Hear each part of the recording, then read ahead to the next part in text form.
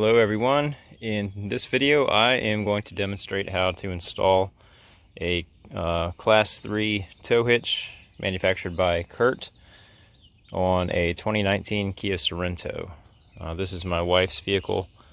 It's her daily driver. We bought it about a year ago, and we'd like to be able to attach a bike rack to a tow hitch. So we're going to go ahead and install this. I've had this hitch for a while, but just haven't had time to get around to installing it. So I'm going to dig into it today. So as you can see, here's the hitch. I just unpackaged it. Here's the mounting hardware that it came with, and a pretty nice set of instructions from Curt, including photos and schematics. So it doesn't look like this is going to be too bad. Let's crawl under the vehicle real quick and we'll do a quick recap or preview of what we need to do. There's a body panel over here on this side that I think we're going to have to remove. You can kind of see the hitch mounting points on the driver's side here and there, and then I believe there's also some up there on the face of that frame rail. I think there's one more back there. It's hard to see. I believe we're going to need to lower the spare tire. We're also going to need to temporarily lower the exhaust. I haven't looked at exactly what that's going to entail, but there's several rubber isolators here. And let's see, one here just below the rear suspension on the passenger side. Potentially maybe one more up there, just to give us enough slack, because we're going to need to get the exhaust to drop down enough to access. Let's see, you can kind of see right above my finger that bolt hole, and then you kind of just see the other one right there above the exhaust, right above my fingertip. So obviously there's not enough working clearance to get that bolt in there above the exhaust without lowering it, so we're going to need to drop that down a little bit. It's going to be a little bit tight. I've not jacked the car up at all. We're going to try this having it on the ground. I'm on a creeper and I can still kind of just fit up underneath here, so I'm hoping this is going to be enough clearance for me to get to everything that I need to access. So let me kind of get organized here and we'll go ahead and dig in to this a little bit more and get started. Be right back. All right, so our instructions tell us that the first step is to temporarily lower the spare tire. So as you can see, I'm back in the rear cargo area. Obviously we need to lift up the hatch to access the spare tire lowering screw, I guess you'd call it. Looks like it's underneath this plastic plug, which has a slot in it. Now, I don't see a screwdriver or anything on any of my jack equipment back here. Like I said, this car's we've not had this for all that long, and I don't drive it, so I'm not very familiar with the equipment. I guess I should probably familiarize myself with it. I see an empty space here. I don't know if there's supposed to be a slotted screwdriver, maybe here. I don't know. Maybe we didn't get all the equipment we're supposed to. But I do have a slotted screwdriver that looks like we just loosen this plastic plug. Yeah, okay, so that gives us access to the mechanism that should lower the spare tire under the vehicle.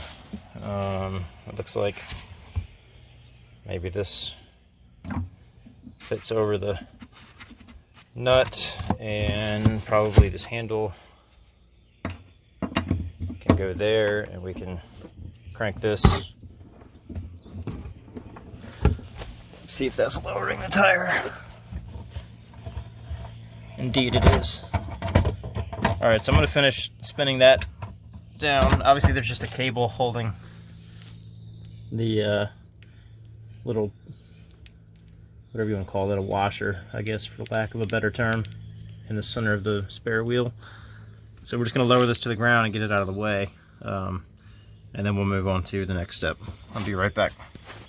All right, so you can see I've got the spare propped up on some blocks, some bricks, which gives me enough room to slide under here. And you basically just need to take this little retainer clip, angle it, push it up through the center of the wheel. Now we can pull the bricks out and actually get the wheel and tire out of the way.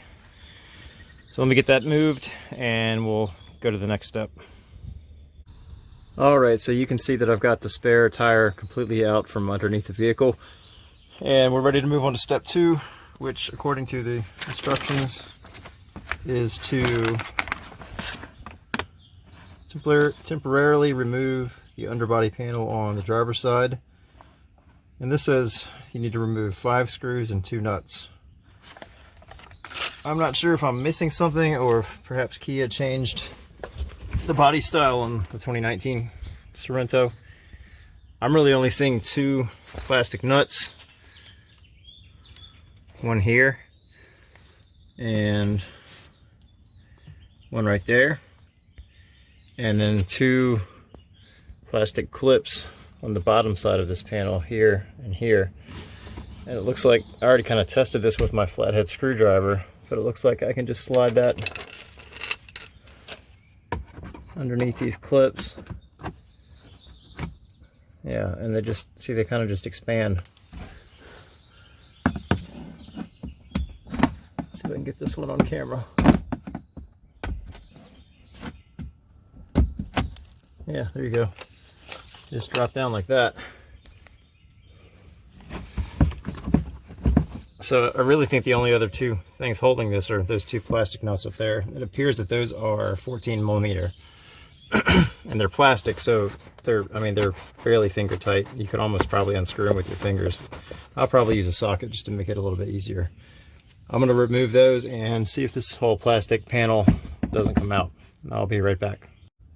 Alright, so while I was screwing around with trying to unthread those, I actually realized that I don't think they're actually nuts. I think they're just sort of a plastic clip, and you can actually just kind of pull straight down gently, and the whole thing comes down.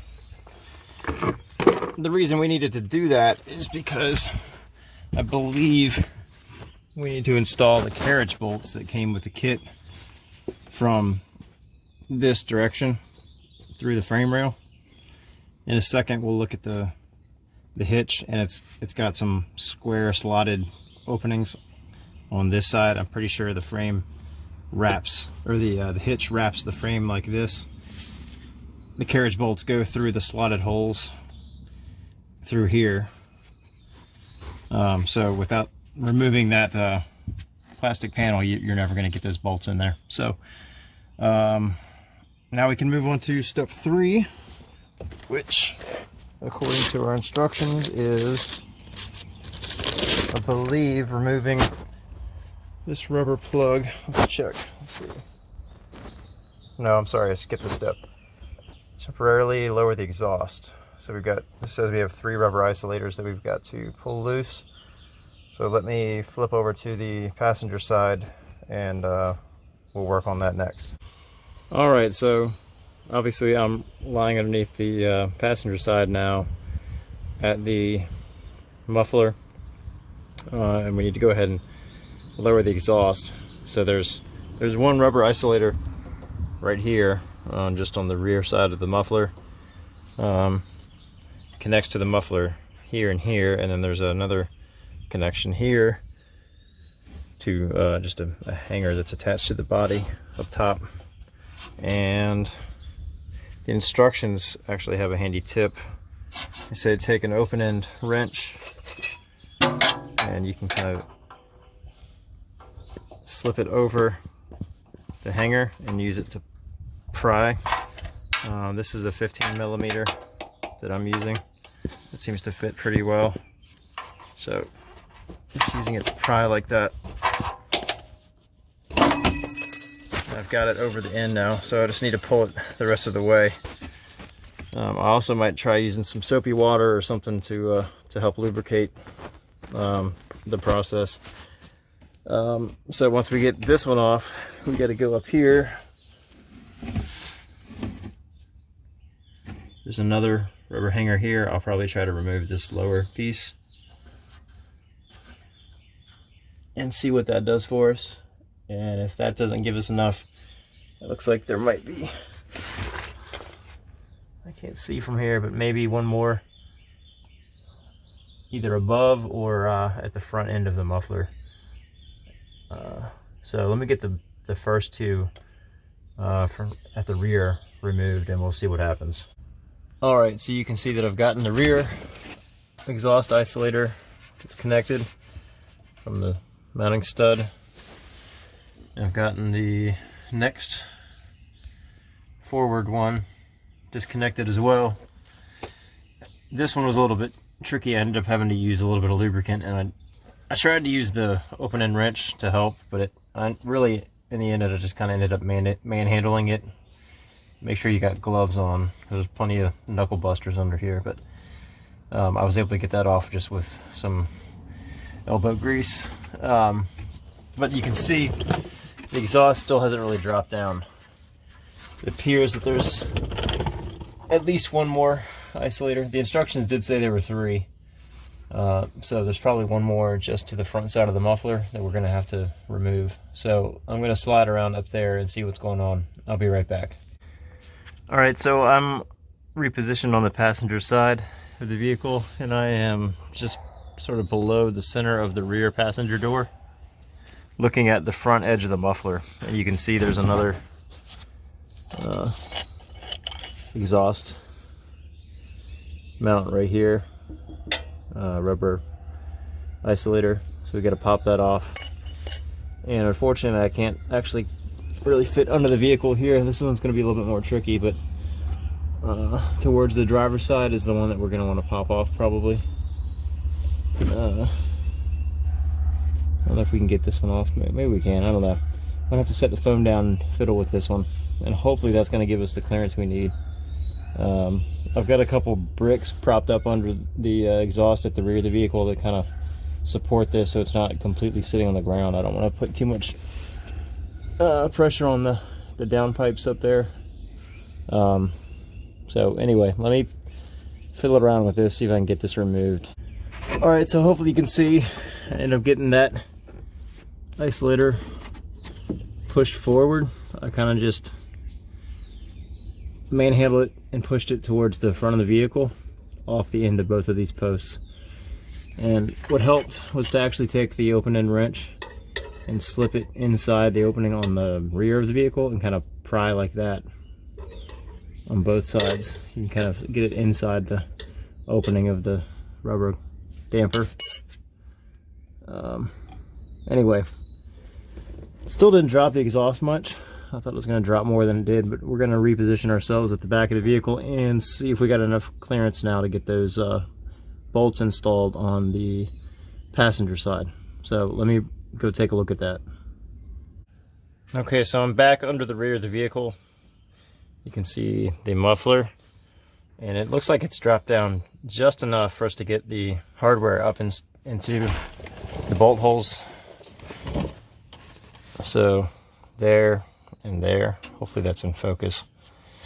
I believe that these short bolts are the ones that go on this side of the vehicle, and it looks like, yeah, I've got just enough room to get my fingers up there and install that. What's going to be tricky is doing it with a hitch in place, but I'll figure that out in a second. But looks like we've got the exhaust lowered as much as we need to. So hopefully you can kind of see what's going on here. All right, so I believe the next thing we need to do is to remove, there's a rubber plug on the bottom side of the frame rail here on the driver's side. And, oh gosh, I don't know if you can see this or not. Right.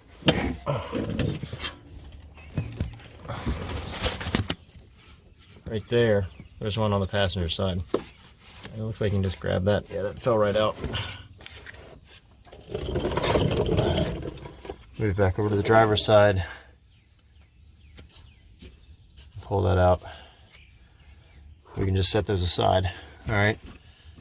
So now I believe it's time to figure out how to manipulate the hitch into place and hold it up while we install this. I'm working by myself, so I'm probably gonna have to get creative, but it looks like it would definitely be easier and probably safer to do this with at least 2 people. Let me figure out what my method's gonna be, and I'll kind of show you what I'm planning on doing here. Be right back. All right, we've completed step 4, which was removing those rubber plugs from the frame. Now we can move on to step 5, which is to actually raise the hitch into position and start installing the hardware. Now it comes with, this is the hardware it comes with. You've got 3 shorter M10 bolts, 1, 2, 3, and each has a toothed washer that's concave. I don't know if this comes through on camera or not, but you can kind of, hopefully you can kind of see that this has a contour to it, and it's toothed on the bottom. Those teeth will bite into the frame, so it should go with teeth facing away from the head of the bolt. So you got those 3 M10 bolts, and it looks like we've got 2 that get installed on the passenger side and 1 on the driver's side, and they go in the bottom of the hitch, which I'll show you here in a minute under the vehicle. Now, as I mentioned before, I'm working alone, so I'm kind of having to get creative on how I actually get this thing underneath the vehicle and raised up into position. You can see I've attached my ratchet strap to the tailgate latch here. I've got some towels protecting the bodywork, and here's the ratchet itself. And then on the bottom of the vehicle, I've attached it to the exhaust mount right behind the rear suspension. So I'm hoping that this will help me support some of the weight. The problem is that the center of gravity is very far towards the rear because of the offset. So I'm gonna have to raise the back myself and kind of rotate it up into position. The other tricky part is we've got to somehow get the passenger side of the hitch up above the exhaust, because it mounts as I showed before, mounts in those bolt holes up there. You can kind of see in the center of the screen, which is above the exhaust. So I'm going to have to somehow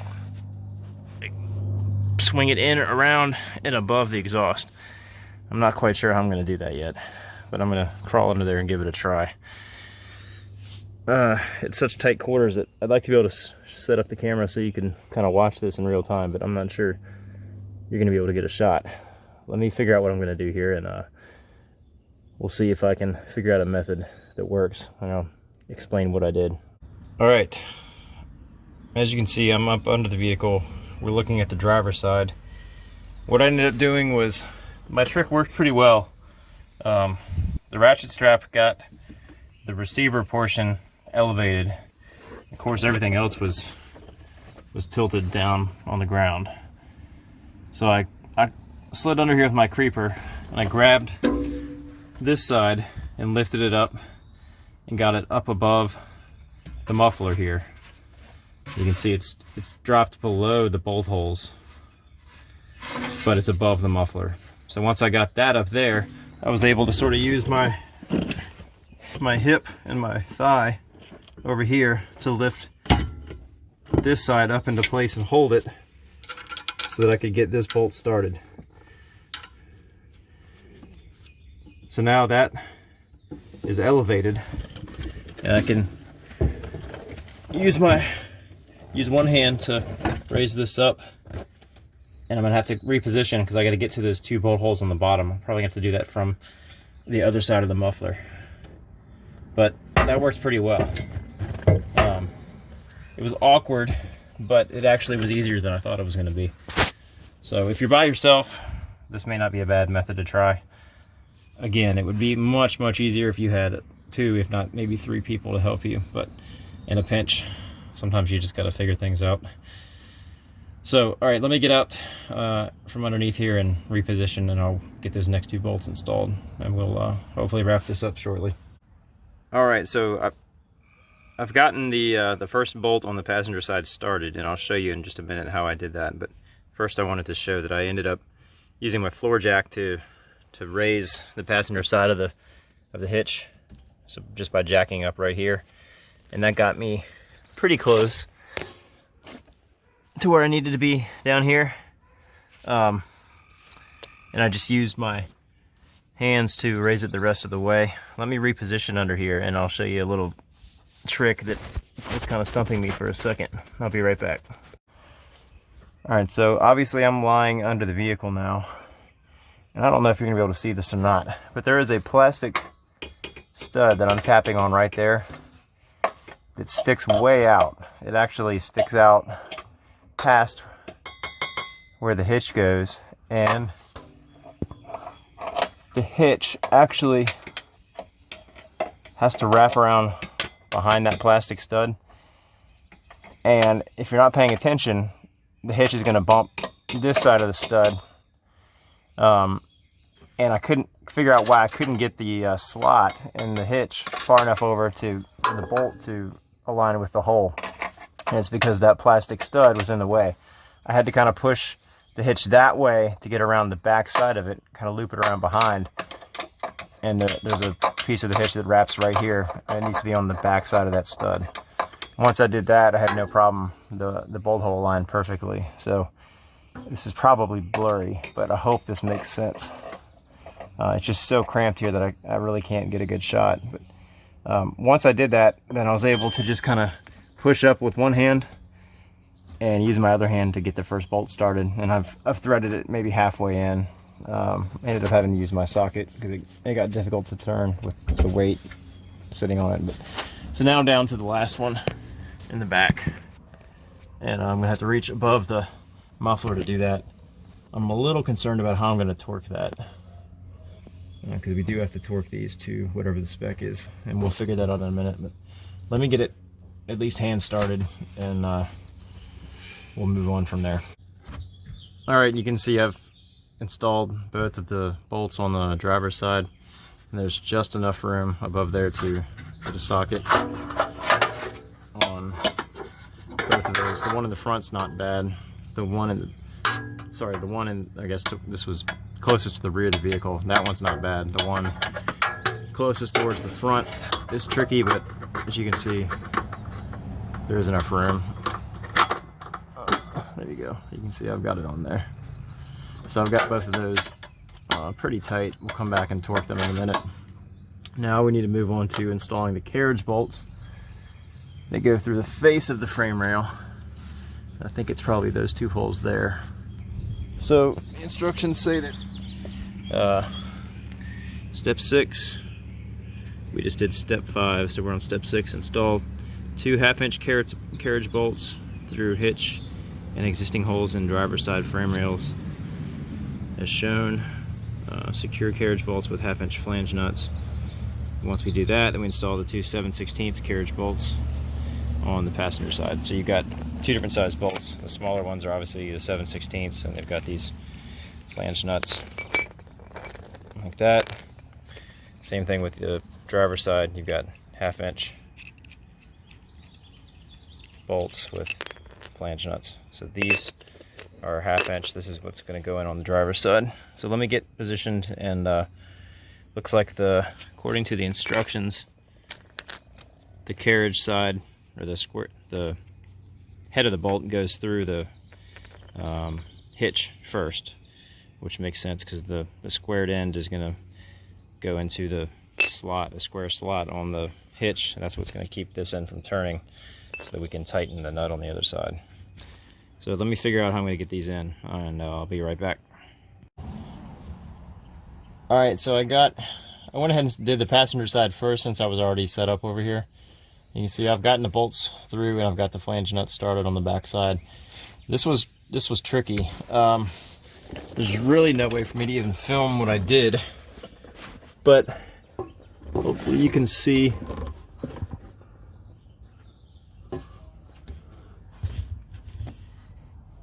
you can see back up in there. It's probably out of focus, but there's one carriage bolt there, and the other right there, kind of by my finger. I'm not really sure how to tell you how to do this other than by feel, because you really can't, you can hardly see the slots when you're under the vehicle. But if you feel with your finger, you can feel the slot, and the holes in the frame of the vehicle aren't threaded. So once you get the bolts, the carriage bolts started through the hole, you kind of just have to keep poking it through to the other side, and just by feel make it align with the frame hole on that side until it pokes all the way through, and then you can grab it with your fingers and get the flange nut started on the back side. It was tricky, you know, it wasn't impossible, but I did struggle with it for a few minutes. So I'm sorry I'm not really able to give you a better camera angle. I guess that kind of helps if it's not too blurry. I can't really see the screen. But that's the general idea. So I got those started. Again, these are the 7/16 carriage bolts. The nuts, flange nuts, require an 11/16 socket. And I forgot to mention the two M10s on the bottom require a 17 millimeter socket. And make sure you don't forget the washers on these ones. Obviously the washer is built into the nut, but anyway, I'm going to move over to the driver's side now and work on those. All right, so I'm repositioned onto the driver's side, and you can see the slotted holes here and here for the carriage bolts to pass through. So the bolts go this way, and on the back side, this side's a whole lot easier to deal with. You can see the holes here where flange nuts are going to go. This is like that little plastic piece stud on the other side, on the passenger side, that I was fighting earlier. This is very similar to what that looks like. It looks like there's just enough room for the end of the bolt and the flange nut. It may pry that out a little bit. Anyway, I'm going to go ahead and get these poked through and get the bolts started. I mean, get the nuts started on the end, and then we'll work on torquing everything. All right, so you can see I've got those two carriage bolts inserted and seated into the slots in the hitch, and on the back side, sorry, I've got the flange nuts installed. I've not torqued them down yet, but they're hand tight. This, as I mentioned before, this plastic stud ended up being in the way, so I just had to pry it down in order to get the socket on it. These flange nuts require a 19 millimeter socket. The other issue I had was that the bolt holes in the hitch were not aligning with the bolt holes in the frame perfectly, so I was having a hard time getting the carriage bolts started from the back side, and I ended up having to actually loosen the M10 bolts that we already installed on the bottom, both on the driver's side and the two over there on the passenger side. I ended up having to loosen them just a little bit, and then I still had to wedge a screwdriver, a flat blade screwdriver, in here and kind of pry down like that with one hand while I inserted the bolt from this side, and I was finally able to get them to slide through. So, as with most things in life, it wasn't quite as easy as it should have been, or as I hoped it would be, but I got it done without wasting too much time on it. So I guess the next thing we need to do is go ahead and torque all of these to the spec. So let me get situated and organized, and we'll do that next. All right, so now we're on step 7, which is the torquing procedure. So we need to torque all of the bolts and nuts that we installed. Each size has a different torque spec. So you can see here the 1/2 inch bolts that we installed last on the driver's side need to be torqued to 110 foot-pounds. The 7/16 carriage bolts that we installed on the passenger side need to be torqued to 60 foot-pounds. And then the 3 M10 bolts that we installed first that go on the bottom of the hitch each need to be torqued to 48 foot-pounds. So I'm going to go ahead and do that next. I'll probably torque them all once and then go back and check them all, just to make sure everything's nice and tight. And then we'll get started on reinstalling everything. I'll be right back. Alright, so I've gotten everything torqued to the specs that we just discussed, and I've checked everything twice. Everything's good. So we're ready to start reinstalling everything in reverse order.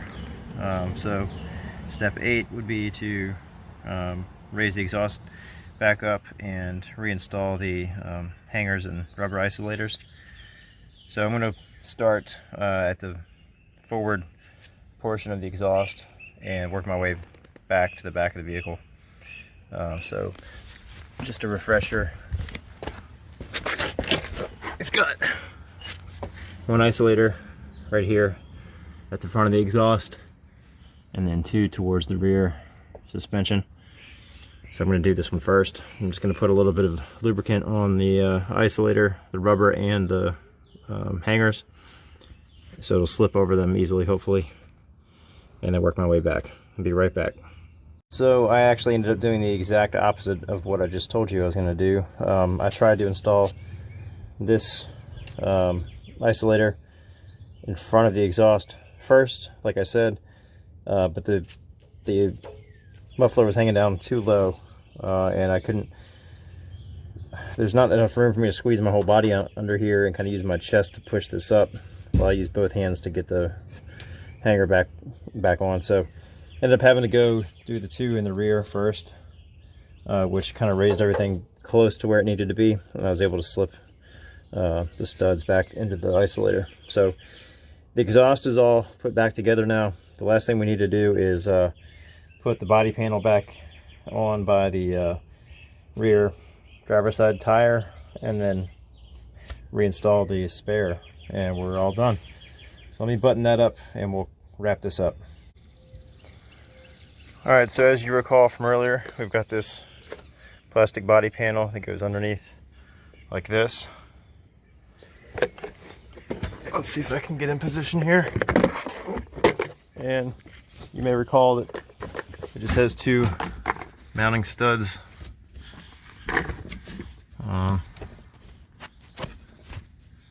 right there and right there, and we kind of just need to push it up onto those studs, and then we'll put the little retainer clips in from the bottom.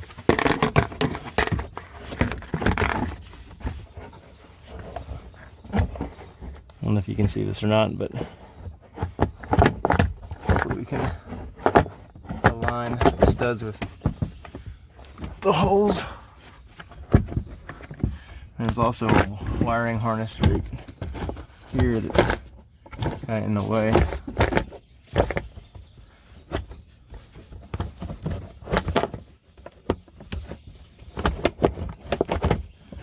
Alright, so I've got it in position. I'm going to need to use 2 hands to get it installed, and then we'll put the little clips in from the bottom. Let me get the top 2 in place, and I'll do these next.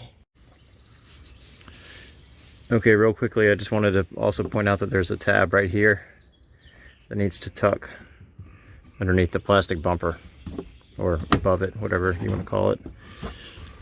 And then we just need to line up this hole and that hole, and these little plastic retainers will go back. So you want the head to be pulled out like that.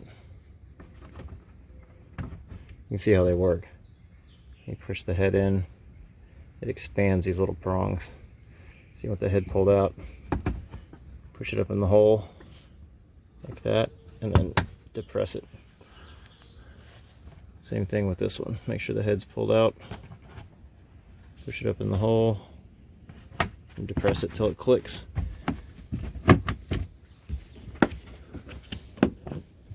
And we're good. Alright, now we just need to put the spare tire back on just like we took it off earlier. I'll prop it up, get this pulled through, and we'll crank it back up. All right, I got the spare back under the vehicle, as you can see. You know, now, before you put it back, it's a good time to go ahead and check your tire pressure. And I also took the hose and just rinsed off all the debris that gets caught on the back side of there. So anyway, I'm ready to drop this back through the center of the wheel.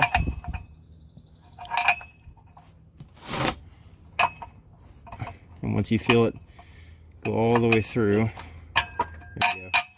Just check it by pulling back up, make sure it's hooked, but it's good. So we're done. I hope that this video has been helpful to you. All in all, it probably took me a couple hours, you know, including filming, which always slows things down. But it's definitely something that you can do in your driveway with a few basic tools and save yourself a couple $100. I'm not sure what this would cost at a shop. I'm guessing probably $200, $250, something like that. But you know, a couple hours and some tools, and you can knock this out in your driveway. So I hope this has been helpful. Hope you can tackle this on your own and save yourself some money. Thanks for watching. Okay, really quickly before we end, I forgot to mention that you're going to have to raise the tire, the spare tire, above the new hitch that we just installed, like this, and then crank it up, because otherwise it's going to try to wedge. You know, we've decreased the clearance back here by installing the hitch, so you're gonna have to kind of angle the tire up to clear the hitch and then crank up from the top side. So I've got it kind of propped on the hitch, and we just want to go ahead and crank it back up just like we lowered it earlier, and that should get it up above the top of the hitch. If you've got a friend helping you, then you know, one person can lay under the vehicle and assist the tire. If you're by yourself, then you can just do like what I just did. So I'm going to finish cranking this up and put the jack handle back away and call it good. But I just wanted to point that out because that is a little bit different than the removal procedure. But there you go, you can see it's in place. I just need to tighten it and we'll be done. So once again, I hope you found this helpful. Thanks for watching.